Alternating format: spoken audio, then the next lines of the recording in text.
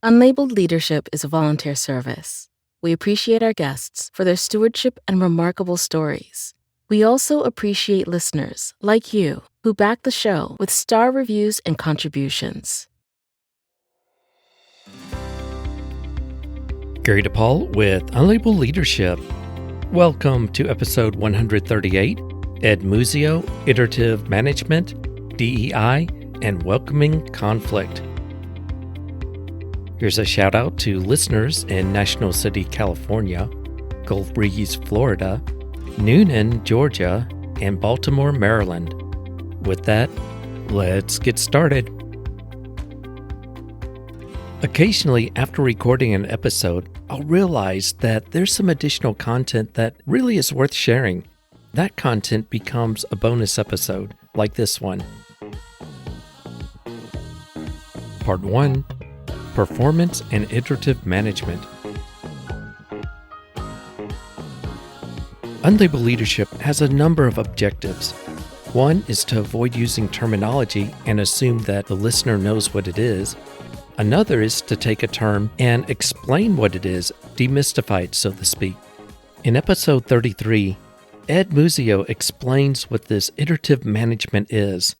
I encourage you to go back and listen to it because it will add some context to this particular part. To begin this part, I describe two terms, tactical and adaptive performance, and I ask Ed what his thoughts are about these. Here's how I begin the conversation.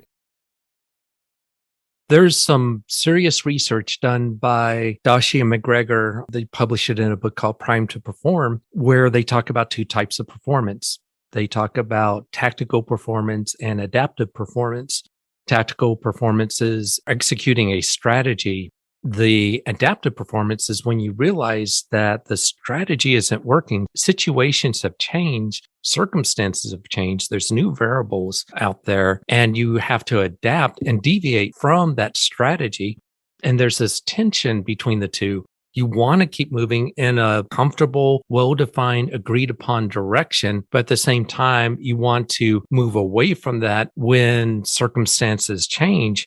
That could be something that interplays as well with DE&I and the resistance of tactical performance as the way we do things versus adapting and changing because we're suddenly realizing that maybe these habits aren't working out for us. Well, I love that distinction, Gary. And I think, you and I have done whole episodes about what I talk about as iterative management, which is essentially that same thing. Traditional North American management says we set a goal and we make a plan, and then management equals monitoring people's performance to the plan. And subsumed into that is an assumption that if we just follow the plan, we'll get there. Unfortunately, in real life, especially real life now, as you take a step, you learn. And the further you go, the more you learn that your plan is not sufficient to achieve your goal, either because your plan needs to change or because your goal needs to change. The whole kind of concept of iterative management that I talk about and that we see in the 20% of organizations in each space that are performing the best is more of the second kind of approach you mentioned, which is I'm going to incorporate what I've learned each step of the way into the next step I take. And so I'm free to change the plan. I'm even free to change the goal if I need to. I'm heading for a certain outcome and I'm paying attention to whether I'm on track or not and making adjustments.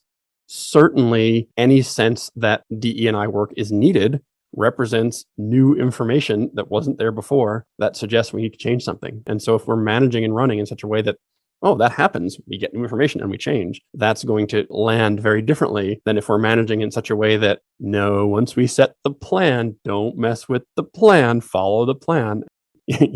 What we see in those organizations is all the real work is happening in secrecy because we all know the plan is bad. And so we meet in meetings and pretend it's fine and then go do the work on the side. What we see in iterative organizations is the meetings are where we get together and deal with the differing viewpoints and figure out what we're going to do differently or what we're going to change or resource more or resource less or adjust or who's going to give away what for the greater good of the other thing. All of those group conversations and the mechanics for those are very closely related to what we're talking about when we talk about DE&I, bringing diverse people around the table, valuing the diversity, assessing between them in fair and good ways instead of in unfair and inappropriate ways, and never closing the door behind them for more differences and more different opinions and more new information. That's really what we're talking about in DE&I, and it's what we're talking about in meetings of the companies that stay adaptable and agile and what I call iterative. It sounds like DEI principles can help with that balance between staying the course and changing. It could actually be a valuable strategy for recognizing when adaptation needs to happen and when it doesn't. Absolutely. You don't get better at recognizing when you need to change by ignoring all contrary evidence to the way you're already going. You get worse at it, much worse at it. Absolutely. Anything we do, whether we label it DE&I or whether we label it iterative management, anything we do that brings with it the organization's systemic habit of paying more attention to contrary information and putting more value on data-based decisions as opposed to curated data-based decisions, I would say. All of that is only going to help the company to stay more anchored in reality. And as you know, I have a sticker on my wall that says, "We love reality," which is the giveaway when we do the big interventions, because what we really want in the meetings and the discussions and the decisions is as much reality as we can, even though reality is sometimes ugly. Part 2, small changes can make a difference. Whether you're trying to change the culture or initiate DEI initiatives, making systemic changes is difficult. I ask Ed, for anyone who's trying to make these types of changes, what advice does he have? Here's Ed. One big piece of advice I think I would give, and this applies to the DE&I scenario as well as people trying to work on different kinds of organizational effectiveness, is a quote from Edith Eva Eger, who is a Holocaust survivor who's written a couple of New York Times bestsellers. Somewhere in one of those books, she says, "Conflict is human. When we avoid conflict, we're actually moving closer to tyranny than to peace." I think that's a key concept that I think gets missed in a lot of the sort of presumptive habits inside of organizational culture, which is we try to sort of whitewash the conflict or not have the conflict or take it away by building a system where the boss is always right or something. And I think everything we know from 70 years of research and experience in management culture and everything we know from all of the work that's been done, especially recently in the DE&I side of things, is part of having difference is having conflict. I don't mean conflict like a physical altercation.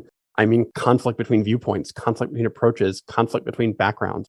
Getting good at handling that and reconciling that in group discussions and letting the light shine on that in safe ways that don't harm anybody individually, but also don't hide any of it, is really very close to the center of what iterative management is about. And I think also very close to the center of what DE&I work is about.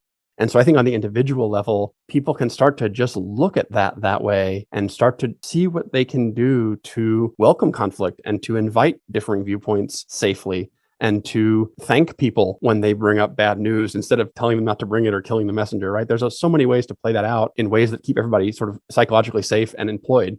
Anything you can work on in that space is only going to nudge the whole culture in the right direction for DE&I and for iterative management and whatever kind of positive organizational function you want to think about.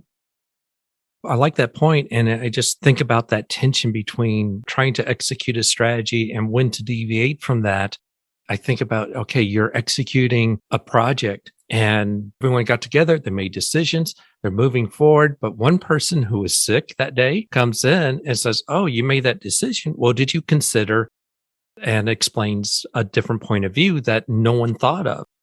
Do you say, "Well, we already made the decision"? Or do you find ways of saying, "Okay, we need to incorporate that message, that new perspective, because it could derail everything because we didn't think of it"? Conflict doesn't necessarily mean butting heads, delivering bad news, and that has to be, adversarial. Adversarial. Yeah. You mentioned psychological safety, making it safe for people to be able to express their views without fear of retaliation. I think that's a powerful message and the right step for being inclusive, to show people that they belong in the organization. And as an individual, when you do that, you're introducing new ways that could lead to forming new habits when you do that. Well, that's just it. And I mean that you give a great example, because when that person comes back from being sick and says, "You haven't thought of this yet," it's not automatically right to stop everything and think of that. Yeah. It's also not automatically right to say, "Nope, you weren't here, too late." There has to be some judgment. There has to be some discernment, and individual judgment and discernment is one thing, but there has to be some systemic judgment and discernment. A lot of that stems from the very things we've been talking about, like openness to new information and the idea that conflicting views are okay. The idea that that can be handled with some kindness and some psychological safety, and that information can get fed in and decided. And it may be decided that, yeah, we're going to take a pause and figure this out. Or it may be decided that we come back to that person and say, "You weren't here, and now that has to roll forward." Neither of those is automatically wrong. What's automatically wrong is to have a default approach that doesn't consider the possibility that the other one is correct. And that's what we're working on with all of this work. You just said a key word, kindness.